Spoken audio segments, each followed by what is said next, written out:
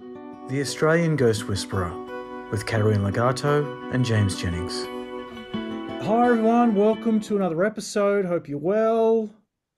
Hi Katerina. Hello, James.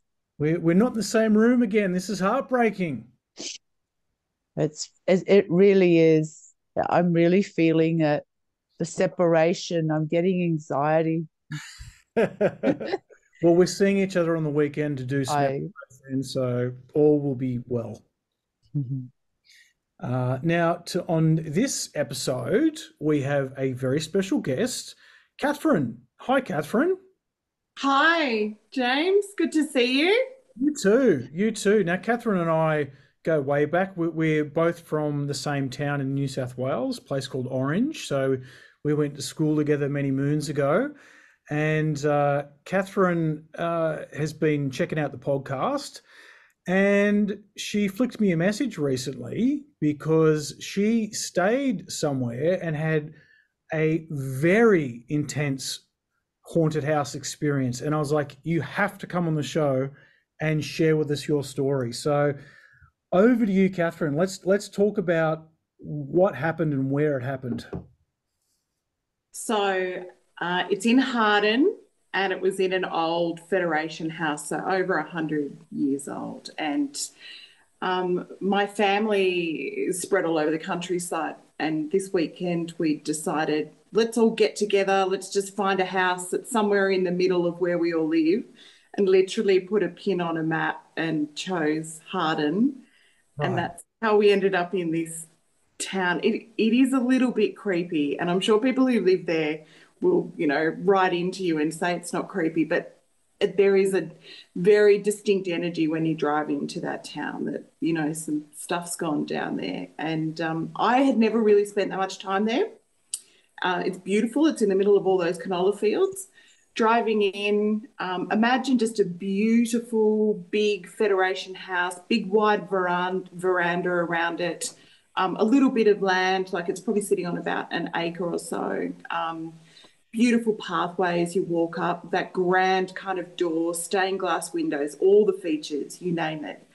It would have been a mansion in its day, really. Mm. But I'd no sooner pulled up the car and stepped out onto the curb, and I could just feel it. I knew it was going to happen. Like, I just knew there was something about this house that was telling me that it was not going to be a great experience for me. And when I walked inside, it had been renovated. It was all beautiful. You could feel the front part of the house was had been cleared, like it had a fresh sort of energy to it. But the back part of the house had not been renovated, and that's where I was staying. And I was staying there for 2 nights. So Right.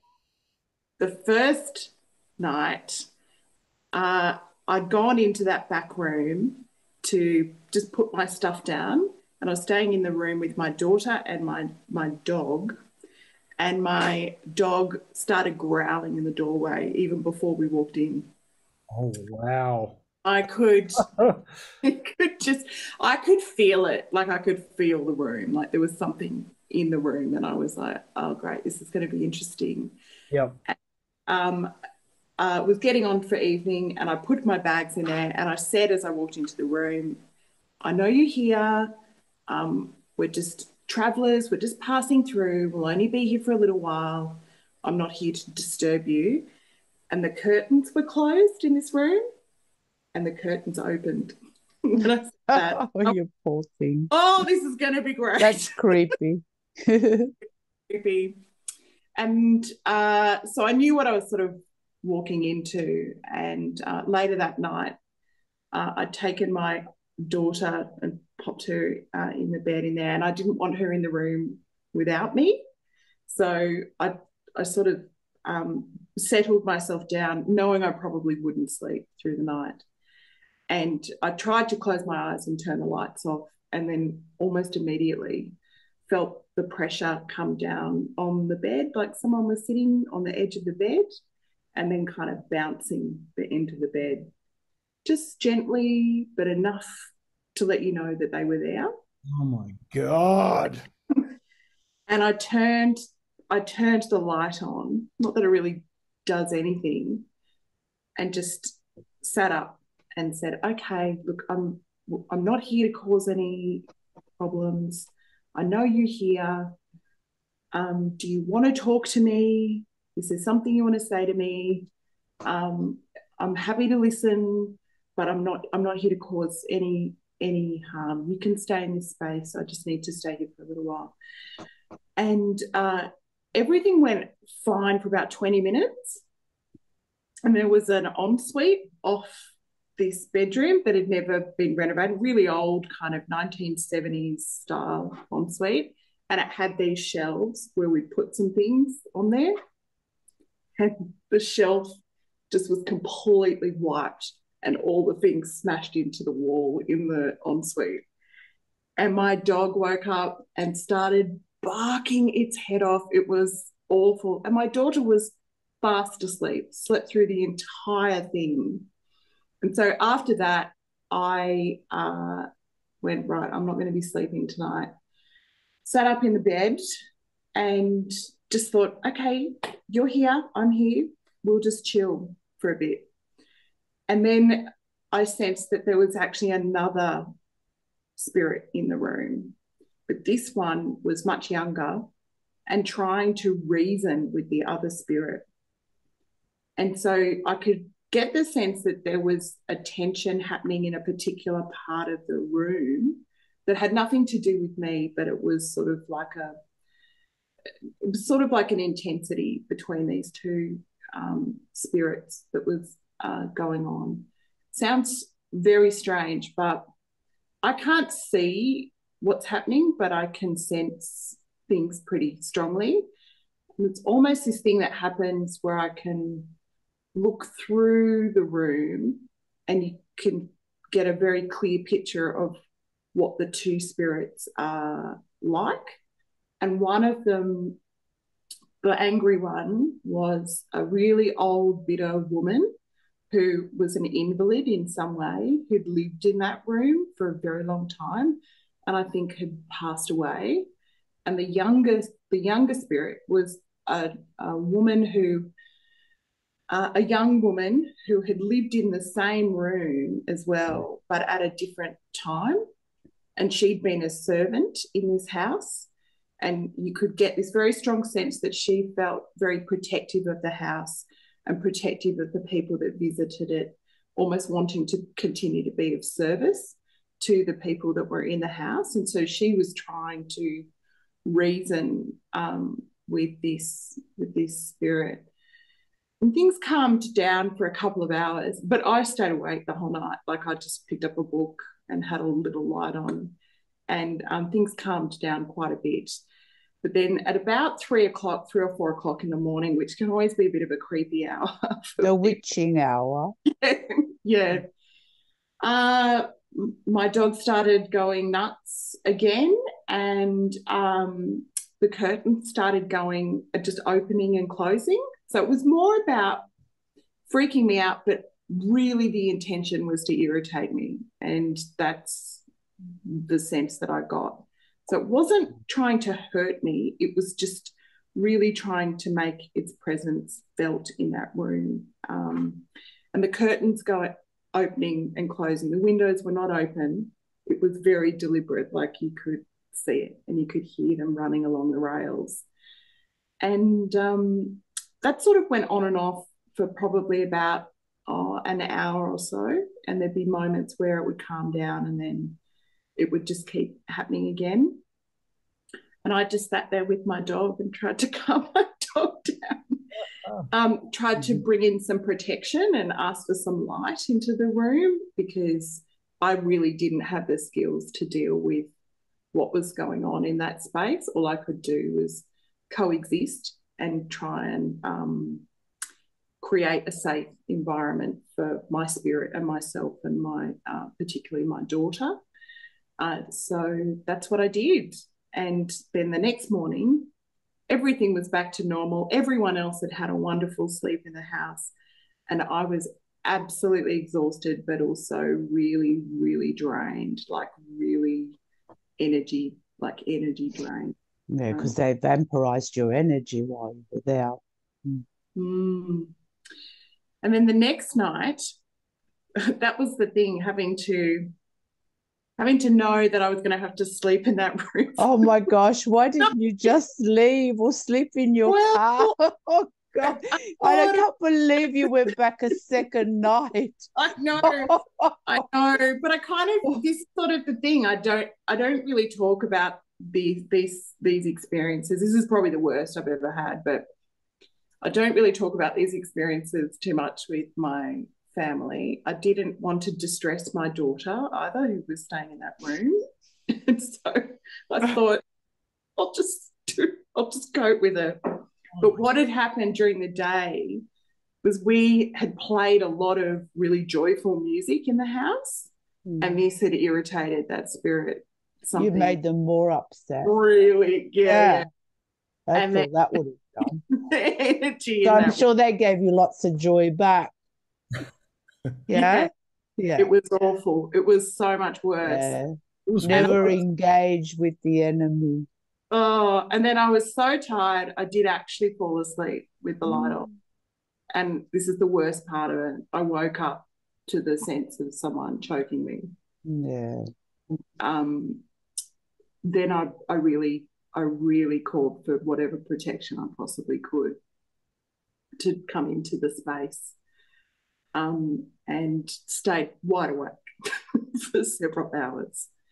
So I've been into lots of different spaces, and I've also had some really beautiful experiences with having a bit of a sensitive gift.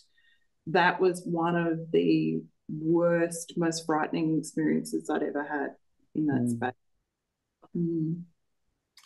Do you think it was the spirit that you said you kind of sensed an elderly female spirit from the night before, Catherine? Do you think it was her who had her hands around your throat? Yeah, absolutely. Yeah. The younger spirit that was in the room, the younger servant spirit, did not come across like that at all. Like, she was quite a light, loving spirit that was attached to the house, but for very lovely reasons, I think. I got the sense that she'd been, because the house itself had been in a family for 4 generations, and I feel like a lot of older people in the family maybe had lived in that house, and possibly the older woman was related to someone who lived in the house, and it was almost like she'd been given this room that would have been on the back of the house before an extension had been built on there, that was almost like an outhouse, if you like, of the house. And that to me felt like it was probably a servant's quarters at some point, and that this other spirit was attached to the house because of the level of service that she provided in that environment, and quite protective of the house, and loving and positive, whereas the other one was not. Very irritated and angry. What a couple of awful roommates, like the really positive, upbeat one, and the other one who's just like a straight up asshole. Yeah, absolutely. And I don't know, Katarina, I'm really interested in sharing this. What else could I have done in that room? Because I was having all the experiences and could feel all the energy that was in the space, and could get a bit of a sense of who they may have been. But I don't have a skill set at a level to be able to deal with that level of interference. Look, I feel like the way you handled it was the best you could. Unfortunately, I sort of, the moment you begin to engage with them, then it becomes an energetic connection, and that's where they will draw out your energy. The fact that you were there all those hours and not sleeping and becoming very tired made you extremely vulnerable to your energy being vampirized, especially by the angry one. Yeah. Of course, you could not have known that. You were just trying to obviously ignore, read your book, So that they're the few things that probably went against you. The fact that you tried to play the joyful music and change the energy, because they are already very fixed in their energy. So the fact that you came in with the music, I feel that really set them off. That's why when I go to haunted places, and when clients call me and they're in these types of situations, I always say, try to ignore them as much as possible and just keep your energy very shut down. Try and keep yourself very protected, because the moment you try to engage with them or change the energy or burn sage or do anything like that, it can make them very, very angry and irritated, and they will kind of like, do what Yeah. they try and choke you, try and upset you. They don't want their environment disturbed. In their world, you are the intruder into their world. So therefore, you go. That's how they would have seen it. And even as much as you can say the other lady was positive and beautiful and loving, the fact was that she was still quite disturbed, Yeah. because if she was in a state of pure love and bliss, she wouldn't be there. She would have left, not knowing that after death you don't remain attached to anything, from your physical life, basically, to material things, that there is a higher journey to go into. So therefore, I don't think that that woman was going to protect you. In fact, I think that she probably vampirized your energy also. To me, I probably would not have gone there a second time, definitely not. Oh, God. Animals are very psychic and very sensitive, and I feel like obviously that's why your dog was barking and growling. But look, I believe that you did, the best you could under the circumstances. It's not like we go to school and we're trained on how to deal with No. spirits. No, of course not. I honestly feel you did your best, and I'm really glad you survived it. You must have felt so exhausted and tired and drained Oh, for weeks after that experience. Yeah, because yeah. literally they will really shatter your energy if if they get.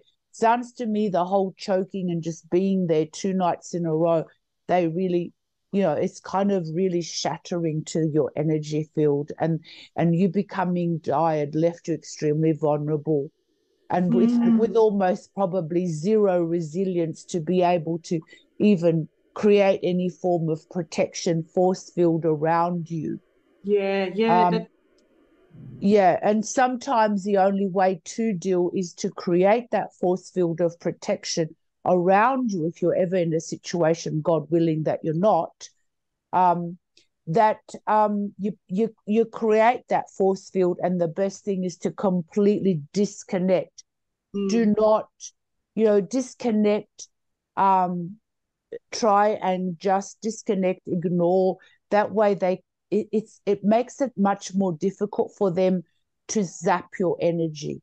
Yeah. But the Yeah. moment you connect with them, then it becomes an exchange of energy, an exchange of communication. Mm.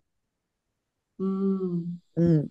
Oh, I can totally see that. That is, yes, very Yeah, good. that's okay. But the Yes. fact that you remained quite calm and sane through all that, most people would have run for their lives. God, they would have taken their child dog and slept in the car. Or, That's what I I would mean, have the done. fact that you remained there is quite incredible. I think that's incredibly brave. I think it's because it's not the only thing that's happened to me. Yeah, It's probably the scariest one thing. of the scariest, but you've obviously got a lovely gift there, your Mm. ability to sense and see. I think that, you might, be able to perhaps think about exploring your gift a bit more, maybe developing it, learning a little bit more Mm. about it, learning to maintain a higher frequency in situations like that. I think that you have a wonderful gift, Mm. really, but that's up to you if you wish to explore it more and perhaps develop. Oh, yeah, I think I would actually like to do Mm. that. Because I And think I've got, sometimes we have these experiences because it's almost like it's drawing us towards yeah. perhaps exploring more about our spiritual self. I think Yeah. that's true, actually.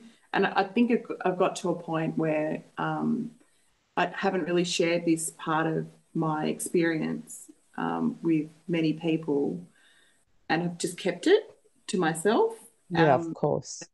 Felt like it's been probably a real awakening over the last couple of Mm. years to sort of go, actually, this is how I experience the world. So, but then in leaning into that gift and in leaning into that sense of sensing, I'm also realizing how much I don't know, and that was what that Mm. experience really was for me. I'm like, wow, there are some things I just do not have the skills to Yeah, handle. but that's okay. I still feel that you're incredibly brave and you did handle it really well.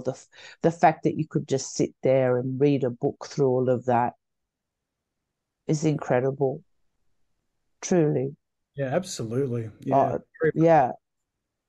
So yeah, it's all about learning and it's all about, you know, it's obviously Mm, brought things in, brought a new understanding mm, about the spirit realms. And it is really unfortunate when a soul is stuck in between the realms, between the physical and the spirit realm, and they still will maintain their anger or parts of their yeah. personality, their resentment. Sometimes they're angry that they didn't want to die or were ready to die, or they feel really like, stuck in a particular environment because oh, it Mm, belongs to me, it's mine, I'm never letting it go. Um, yeah, there's lots of reasons why souls become, yeah, stuck in physical reality. And that's what they do. They actually will look for a power source to plug into yeah, yeah, because that helps them to kind of remain here, because that takes energy in itself for them to remain here, because they no longer have a physical body, so it's no longer a suitable environment for them, so they need to kind of vampirize energy. And they've probably been vampirizing energy from all the other people who've slept there, mm, uh, um, who probably didn't even realize and probably got up that morning and thought, oh my God, I feel so tired and drained. I've got a yeah, headache. Yeah, yeah. Mm. yeah. And talking about your other experiences, Catherine, so as you know, Katerina and I, we sometimes go and visit haunted buildings as part of the series. And our very first haunted building was the Duntryleague mansion in Orange. Very well known. Yep. Yeah, and you being from Orange, it turns out not only have you stayed at Duntryleague, you've had your own supernatural experiences. And when you watched our podcast on Duntryleague, you were like, "Yep, I had the same thing when I was there." So tell us Yeah. about that. Tell us about what happened to you there. Well, having grown up in Orange, James, I'd been to Duntryleague lots of times, and it always had a weird sense of things that were going on in that space. But was always very distracted because I was there for a reason, for an event or something else that was happening. But then a couple of years ago, we went and decided, oh, let's go and stay the night in Duntryleague because you can do that now. Yep. And it was not as scary as the thing I just described before, but we walked into the main hall and exactly the same thing happened to me that I think happened to Katerina and Mm. you, that wafting smell of a cigar. And I was like, am I the only one who's smoking in here? Mm. Am I the only Yeah. one who smell this? And it became pretty clear to me. I went to go into that front room and the door slammed in my face and there was no one else in that room. And it became pretty clear to me as I was moving through Duntryleague. Uh, I got the sense of what was going on there, but the people I was with did not. And we stayed in the room that was one of the daughter's rooms who really liked to make perfumes.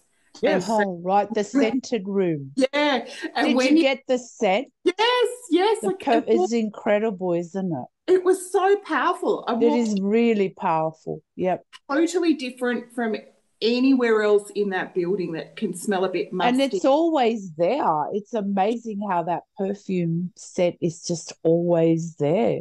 Yeah, yeah, Because yeah. they told us that like no guests when we went there, zero guests in the entire building. So Mm. so smelling cigar smoke, smelling really strong The old time, perfume was like incredible. there's nowhere it could have come from. You know what I mean? No. There was no, Mm. yeah. So you smelt that too. That's amazing. Wow, Yeah. that's amazing. And then when And obviously listening to your thing and you're describing all the things in the room, yeah. it smelt it all. So yeah, it's definitely the cigar. I felt like that was the owner of Mm. Duntryleague. Um, what was his name? James? I forget his name. Uh, James Dalton. Oh, James. that's right. Yeah, that's him with the cigar. And Yeah. then the daughter with the perfume. Yeah, just incredible. And his brother Patrick Dalton built a similar mansion at the other end of this long street. And if you go into that one's creepy too. Oh, we'll have to go there. Sure. Yeah. Yeah. To all the haunted Dalton residences. I think there's a few in Orange actually. Like they're behind a few of the big fancy buildings from that were built back then, and I'm sure they're all haunted. Well, it seems like they like hanging around and holding on to their possessions. So yeah. Yeah, it's quite sad, isn't it? There's so much more if they move beyond their possessions. But yeah, Mm, it's mm, really sad how they remain so stuck to their material possessions. Yeah, mm. absolutely. It's such an interesting thing. I can be a little bit wary about going into older buildings these days, not just because of that experience, but because I do get a strong sense of things that have happened. And I've been to lots of other sites in Australia, which I will refuse to go into, like places where people run ghost tours and things that I think just It's stir, so wrong.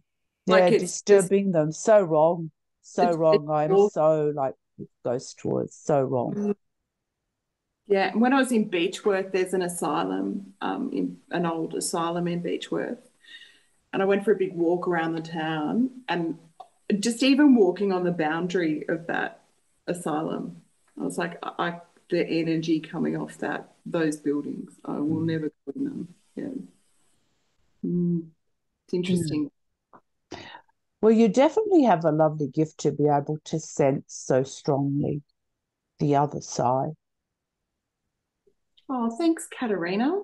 It's brought me some really lovely experiences too. Yeah. So Yeah, look, I, let's hear a lovely one just to even out because we've Yeah, we've creeped got everybody dark and out. disturbing. Yeah, makes it sound I'm haunted. Well, I think it all started from a really beautiful place. Like when I was very young, I could see things and experience things that other people weren't. And it was dismissed for a long time until I was quite young, about 3.5. And we went to a church, an unfamiliar church. And I was standing on the pew and I turned around and started waving.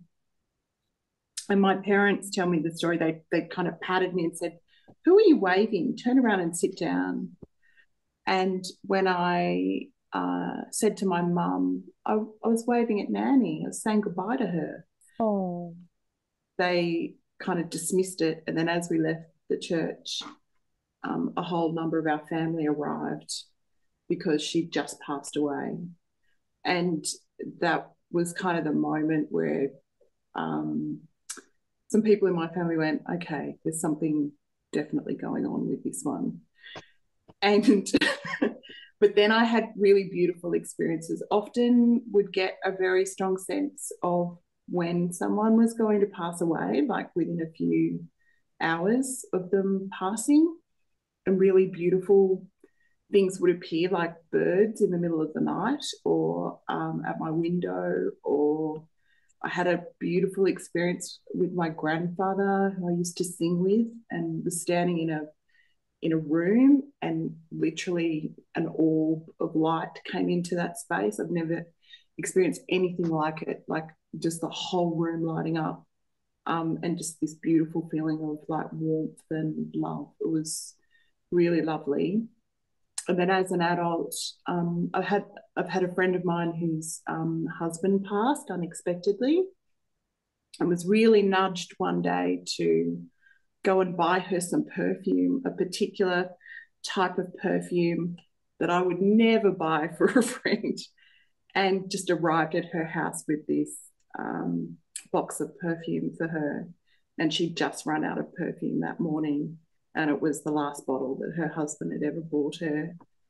So uh, when those sorts of things happen and you can't quite explain them, but they're actually really beautiful, you sort of go, hold on a second, like there is a whole other world, a whole other energy, a whole other way of connecting with people and with spirit that is actually really beautiful and can mean a lot to people. Absolutely. Yeah. That's Yeah. incredible. That's really amazing. That's beautiful. You truly do have a lovely gift. You need to join our Patreon. Oh, okay. Develop, refine your gift. You'll make Okay. a lovely medium, and then you can, set up, give messages to people who've lost loved ones on the other side. I really feel you do have a wonderful gift. It's not just for nothing that you've been sensing and feeling this as a child. That's what happened to me. I'd be sensing and feeling as a child. Remember, 3 years old, talking to all kinds of different people. So I just believe you have a gift, and perhaps it's something that you can think about developing and bring joy and peace, because it does. And the other side, that's what I mean. Once the loved ones made it to the other side, they're definitely able to pass on loving messages to their loved ones, because the communication never ceases. It's only we believe that, or people believe that once they've gone, they've gone. But no, if you open up your heart, that communication is always there. It's always possible to communicate with loved ones on the other side. Yeah, because love is the most powerful frequency, and it can never be separated. We can never be separated from the people we love that we, have gone to the other side. And love is the link that links us to them. Yeah. Yeah. And obviously they're linking to you. I mean, that husband, linking to you, knowing that you would be able to sense and feel to go and buy the perfume. And that's just beautiful. Like that's incredible. And the joy it would have brought to him, knowing that you bought this gift for his wife, and the joy for the wife. Like, that's priceless. It was really beautiful to be a part of that. It's weird when it happens. Nah, it's not weird. It's natural. We just meant, we've been just kind of programmed to believe it's weird, but it really, we were meant to have all of these gifts developed, but we just, they're all closed down, shut down, because we believe it's weird, or we don't trust ourselves, and people don't trust themselves, or they judge themselves, or they think, I don't want to be weird. I want to just be like everybody else. I don't want to. But really, these gifts are like, God given to us. We all have the gifts. We all have the ability to communicate with the other side if we really desire to do that. Yeah. Just got to open up your heart to it. That's all. Can I ask you something else then, Katerina? Do you, before really big kind of world events, like big things that happen, do you get sort of agitated, or like have a sense? Yeah, I get visions of it. Yeah. Always, absolutely. And sometimes it's really hard. It's like I just don't want to know. Like, really, like I remember before those big bushfires, just before COVID. It's like I just couldn't bear what I was being shown, and it's just like it can't happen. It can't happen. But it's really hard. That's where it's hard, where you see the devastation, or you're prepared for the devastation beforehand, and it's like. Yeah. Yeah, Yeah, yeah. it's sad. The dreams of things Yeah, that didn't quite make sense to me, and then you'd suddenly see them on the television, yeah. and You're sometimes you're like, given things in like a puzzle, and then yeah, mm, Ever, yeah. yeah, Catherine, of some dreams or visions you've had of world events or incidents that have Oh, passed? this can like this is I've never really spoken about these things, James, but about 2 weeks before September 11, I kept having dreams about towers, like buildings crashing, and kept waking up in the night with the sound of screaming, people screaming, like it was really awful. And a friend of mine noticed that I was quite agitated and had said to me, you know, what's going on with you? Like, what's happening? I went, I can't explain it, but I feel like something is about to happen. And I said, not to me, something big. Mm. And then the weirdest thing, the night that September 11 happened, I'd been doing all these sort of calming techniques to try and get myself to sleep through the night. And I slept through the night. I turned off everything. So I didn't even know that it had happened. And I woke up the next morning and then turned the television on. And it was like watching what I dreamt 2 weeks beforehand. Very Oh, scary.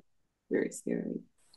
wow. Um, and then the 2009 bushfires, dreamt pretty much a lot of that happening before it happened. Um, and then the bushfire season that most recently happened and the pandemic that happened had lots of, they don't make sense, like they're very unusual, but you know they're real, like you know there's something real about them, but your logic brain gets in the way of what you're seeing and tries to interpret it and tries to make sense of it. When you wake up, you know, when you wake up you've still got that kind of image in your head, if you dream with vision, image in your head, and you're trying to unpick what it means, but they don't make sense really until you see them again. And I know there's a pattern that happens to me now, which is I might have one dream and then I'll be okay for a couple of days, then have another dream, and then when I start getting them all like consecutively, it means it's about to happen. Yeah. That's So incredible. it's it's weird. I've got more used to it as I've been older. Um, and sometimes those things have been personal, like a warning to me personally. Other times they've been around big, like world shifting, shaking events that happen that you just feel very agitated and a bit out of sorts. And you're having these visions pretty regularly of what's going to happen. Anything at the moment? Are you getting anything at the moment about world events? I think we're in a really big period of upheaval. And so the energy's a little bit all over the shop, really. So, yeah. And I think a lot of people are going through changes and waking up to this different way of thinking about the world. Mm. And I don't think we're, us having this conversation right now is a mistake. I think this is the sort of thing that has been coming for a while. And it's not new. I have a lot of Celtic Basque blood. This is almost like a coming back to a way of knowing the world. Yeah, Um, yeah. that's a yeah, lovely way to put it. Lovely way to put it. Well, Catherine, wow, what can I say? amazing. Thank you. Amazing, amazing. Mm. I feel like we've started out talking about a haunted house and we've covered so much terrain in this episode, and it's been fascinating. Thank you so much for sharing with us. You're welcome. Thanks to you guys. I Mhm. absolutely loved this. I've learnt so much from both of you and listening to your podcast. I just love it. It's awesome. So Oh, keep thank you. That's very sweet. Thank you so much. Yeah, do come on to our Patreon, and you have oh, an amazing gift. You cannot waste that precious gift. well. Thanks, Katerina. Yeah. Yeah, let's refine it. And yeah, go out into the world and help people. there's not enough people with real genuine gifts helping others. And you definitely have a beautiful gift there. Well, thanks for sharing your stories, Katerina. Like, I mean it. Like, listening to your podcast has helped me go, oh, yeah, no, I've had that experience. Oh, yeah. It's helped you go, oh, gosh, I am normal. It made me feel more confident and to talk about it too. Oh, that's good. I'm so happy. That's what it's all about. Absolutely. And I think our stories help awaken others, and then others who've had these experiences don't have to feel like, oh, I'm going crazy. Yeah. It's really natural for all of us. You know, we've been created to have these beautiful gifts, but yeah, they've been suppressed, unfortunately, due to many factors. But you're right, this is a big time of great awakening for humanity and changing our ways and moving into an energy of, you know, being more working through through our heart centers and being more in touch with our hearts and making our decisions through our hearts rather than our heads. And yeah, it's a time of great awakening. And I think those that are not able to awaken are going to fall behind, and you know, we're going to help them to sort of catch up. Yeah, I think that too. Otherwise, they're going to really struggle with the new energies that are coming in. And it's a time where everything's going to come apart. You know, everything's got to kind of crumble for the new to come in. So a new dawn is definitely on its way. It's funny what you said, Katerina, about making decisions with your heart, not your head, because that's exactly what a friend of mine who passed away several years ago came to me in a dream and said that exact same thing. He was like, yeah, it's so true. You got to make your decisions, and you come from here, not here. That's right. Well, we have like another brain in our heart, and also it's the center of our divine spark. And when we make decisions that are heart-based, then they're going to be decisions that come from truth, compassion, love, you know, and this is what we need to become in order to evolve and move through this this craziness that's going on. Absolutely. Yeah. Thank you, Catherine, for coming on. No, thank you for having me. Yeah. It's a pleasure. Yeah, I have a feeling that you'll be back at some point, Catherine, telling us more stories. I think that's We'll see. Hopefully not from a house in Harden. Yeah. No, hopefully they're nice. No, gosh, don't go back there. No, God, no. God, no. Yeah. All right. Okay. Well, thank you. Thanks, guys. And thank you for listening or watching. We appreciate it. And yeah, we look forward to seeing you next time. Thank you very much, Catherine. And thank you, Katerina. Thank you, James. Thanks, James. Thanks, Katerina. Thank you, Catherine. Okay, bye, everybody. Thank you for joining us once again.